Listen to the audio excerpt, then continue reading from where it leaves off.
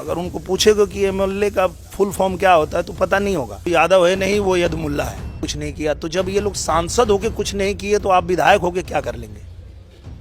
आप इतना जो उड़ रहे हैं, आज जैसे लग रहा है आप विधायक बन के पूरा धरती पलट देंगे। तो जी हाँ, निरहुआ और खेसारी लाल के बीच भाई साहब छिड़ चुका है एक महाजंग। जी हाँ, जैसे ही आया था बिहार में चुनाव, उस टाइम से आरजेडी से शामिल हुए थे खेसारी लाल यादव और बीजेपी से भाई साहब 3-3, 4-4 सुपरस्टार। क्योंकि खेसारी लाल को हराने के लिए चारों सुपरस्टार अपना एड़ी चोटी का दम लगा चुके हैं। वही में एक बाइट आया है निरहुआ का, जो निरहुआ ने बताया है कि खेसारी लाल भाई साहब यादव नहीं, ये यदमुल्ला है। तो पूरे बीजेपी वालों को ऐसा क्यों लगता है कि जो लोग भाई बीजेपी के सपोर्ट में नहीं है वो सनातनी नहीं है, वो हिंदू नहीं है? बीजेपी की बस यही सोच उसको मात दे रही है कि जो लोग अगर अदर पार्टी में हैं वो लोग सनातनी नहीं है या ये लोग हिंदू नहीं है। बस इसी चीज को लेकर भाई साहब बिहार में बहुत बड़ा बवाल हो गया है। और उसी बात पे भाई साहब खेसारी लाल यादव ने भी निशाना साधा है और निरहुआ को भाई साहब सरेआम लताड़ के भेज दिया है। जी हाँ, खेसारी लाल यादव का भी कहना है कि आप तो भाई साहब सनातन का एक भी काम करते हुए नजर नहीं आते, क्योंकि ना आप कभी पूजा पाठ करते हुए नजर आते हैं, ना अपनी बीवी को सामने रखते नजर आते हैं। एक मैं हूँ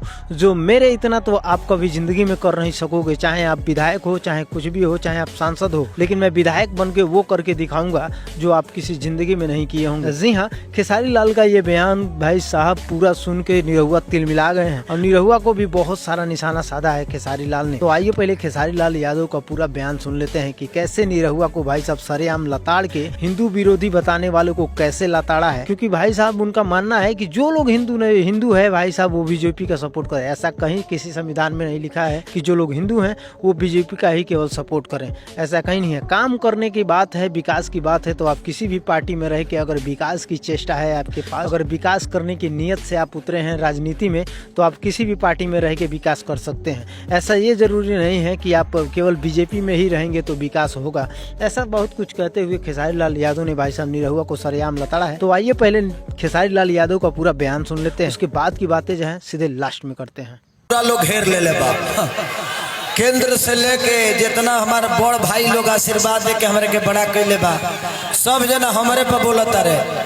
हम निमने बतिया कहता नहीं।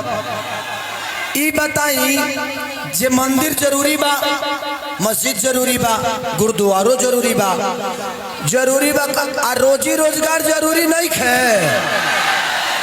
जब इन लोगों से सवाल करिए कि विकास की बात करिएगा तो कहते अयोध्या में राम मंदिर बन गया, अच्छा है, हमें चाहिए भगवान, हमें चाहिए, लेकिन ये बताइए कि भगवान दिल में उत्पन्न होता है कि मंदिर में?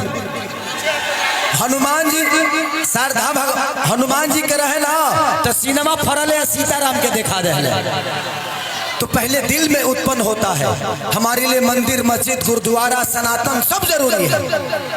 आपके कहने से हम थोड़ी फॉलो करते हैं, आपके कहने से पूजा पाठ करते हैं, हमारे मन में भगवान है इसलिए करते हैं। लेकिन आपका ये भी विषय है जे आपको वोट, हमने आपको वोट दिया, आपने सनातन बचा लिया, मान लिए, लेकिन रोजगार कब देंगे आप? पूरे जीवन सनातन ही बचाएंगे? सिर्फ सनातन पे बात होगी और रोजगार पे बात नहीं होगी।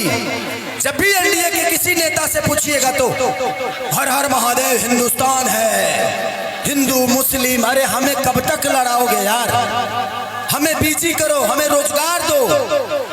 आज 20 साल से मैं हर चुनाव में एक ही सब सुनता हूं एनडीए के जितने भी प्रत्याशी हैं, जंगल राज, जंगल राज। अरे जो बच्चा 20 साल पहले पैदा हुआ है वो जानता होगा, जो 20 साल इधर पैदा हुआ है वो बेचारा कभी मन में डाल दिए जंगल राज। अभी तक जंगल राज है। 20 साल से आपके हाथ में है, सरकार है, तो आपने कौन सा स्वर्ग बना दिया हमारे बिहार को? बताइए, आपको बना देना चाहिए ना। ना एक फैक्ट्री लगी, जो चीनी मिल चल रहे थे वो भी बंद करा दिया आप लोगों ने। अब की सरकार बदला के बावे बदलाई ना। अच्छा भौजी, तू लो नहीं कुछ चाहत की तरह लोग के मौरत तरह लोग के साथ रहो। बतावा लो, तू लो चाहत नहीं खू, बतावा मारदा अकेले फराउठा बेलत हो दिल्ली में, वो तो चाहते हो ना कि मौगी के गरम गरम फराउठा हम खाई। तो देखिए पीड़ा है। हम जहाँ लड़त नहीं लोग के के बुझाते हमारे लिए राजनीति बिजनेस नहीं है, बिजनेस नहीं है। भगवान ने पैसे बहुत दिए हैं, हम सुतियों के कमाई ले सुतल रही ले आ तब तक ले पलंग सगवान के रात में लोग सुनत रहेला। हमारा बिजनेस में कोनो दिक्कत नहीं खे। दर्द बा हम भी देखते हैं। आज खेसरिया अगर बॉम्बे चल गई के कर देन हो, अगर सरकार फिल्म सिटी बनौले रही आ यही जगह संगीत के व्यवस्था भई रही तो खेसरिया बिहारे में न रही। साल के 70 लाख कम से कम हम खाली टैक्स दी ले। अब सोची कि वो कमात ना हुई खेसरिया टैक्स दे देला। अगर बिहार में रही तो टैक्स के करा बिहार सरकार के दी ना।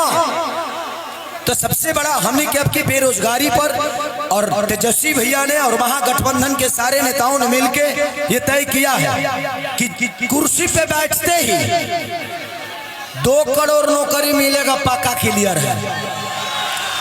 हम चाहेंगे कि हमारे बिहार में फैक्ट्री लगे। ये हमारे प्रशासन के लोग हैं, ये बड़े सम्मानित हैं। ये हम सबके सुरक्षा के लिए ना कभी दीपावली मना पाते हैं, ना कभी छठ मना पाते हैं, ना कभी होली मना पाते हैं। 2004 से इन लोगों का पेंशन खत्म कर दिया सरकार ने, अभी तक इन लोग का पेंशन लागू नहीं हुआ। मैं आग्रह आप सब जितने भी प्रशासनिक लोग हैं, बिहार पुलिस, मैं आपके लिए लड़ूंगा और मैं भैया से कहूंगा कि सरकार बनते ही बिहार के जितने भी बिहार पुलिस के लोग हैं उनका पेंशन जल्दी से जल्दी लागू किया जाए। और एजेंडा में आ भी गया है। ये मैंने आवाज उठाई क्योंकि मैं एक छपरा में शो कर रहा था, रोड शो। एक बिहार पुलिस के कर्मी आए, कहे कि भैया आपकी सरकार तो बन रही है, प्लीज हम लोगों का पेंशन जरूर लागू करवा दीजिएगा। हम कहने की जाइए, इसके लिए जितना लड़ना होगा बिहार पुलिस के जवानों के लिए पेंशन लागू कराने के लिए खेसारी और पूरा महागठबंधन लड़ेगा। तो इस बार भतीजा का सरकार चाहिए ना।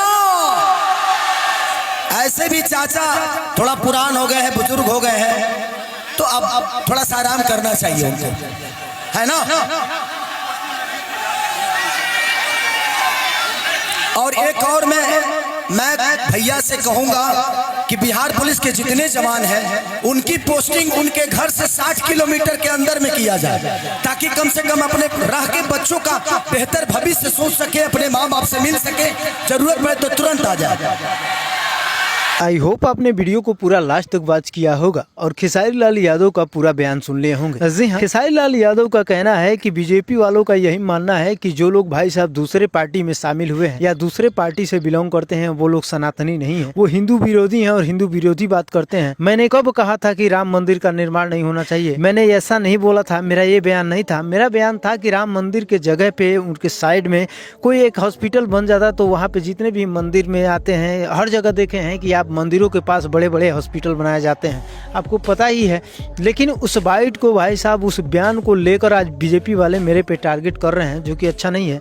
मैं कहता हूं कि अगर किसी पार्टी में अगर आदमी रहे तो ऐसा नहीं कि वो हिंदू विरोधी है, वो हिंदू के लिए कर। मैं जितना काम करता हूँ, मैं हर जगह पूजा करता हूँ, हर जगह पूजा पाठ करता हूँ। कोई भी ऐसा साल नहीं जो मैं अपने घर पे पूजा ना करता हूँगा।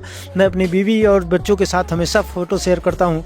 लेकिन बीजेपी वाले ही बता दे, जो लोग मुझ पर एलिगेशन लगा रहे हैं जैसे कि निरहुआ, वही बता दे कि वो अपनी बीवी के साथ कितनी बार पूजा किए हैं, कितना बार मंदिर गए हैं, कितनी बार कहाँ गए हैं। इनका कोई जवाब नहीं होगा उनके पास। इसी बात को लेकर भाई साहब खेसारी लाल यादव पूरा का पूरा तार दिए हैं दिनेश लाल निरहुआ को और पूरे बीजेपी पार्टी को, क्योंकि उनका कहना है कि इनका एक ही बस एलिगेशन है कि अगर कुछ से काम न बने तो भाई साहब आप लोग धर्मवाद पे उतर जाओ, जातिवाद पे उतर जाओ, धर्म निरपेक्षता बात करो। ये सब चीज़ें बीजेपी वालों के हथकंडे हैं जो कि वो लोग अपना रहे हैं हमारे ऊपर। तो खेसारी लाल का कहना है कि कहीं ना कहीं मेरा पलड़ा भारी दिख रहा है, इसलिए बीजेपी वाले अलग अलग हथकंडे अपना रहे हैं मुझे बदनाम करने के लिए, मुझे हराने के लिए। चाहे जो भी आ जाए, जो भी सामने हो जाए, मैं यहाँ से जीत के रहूँगा। एक खेसारी लाल यादव का कहना है। आपकी क्या राय है कमेंट बॉक्स के माध्यम से जरूर बताइएगा।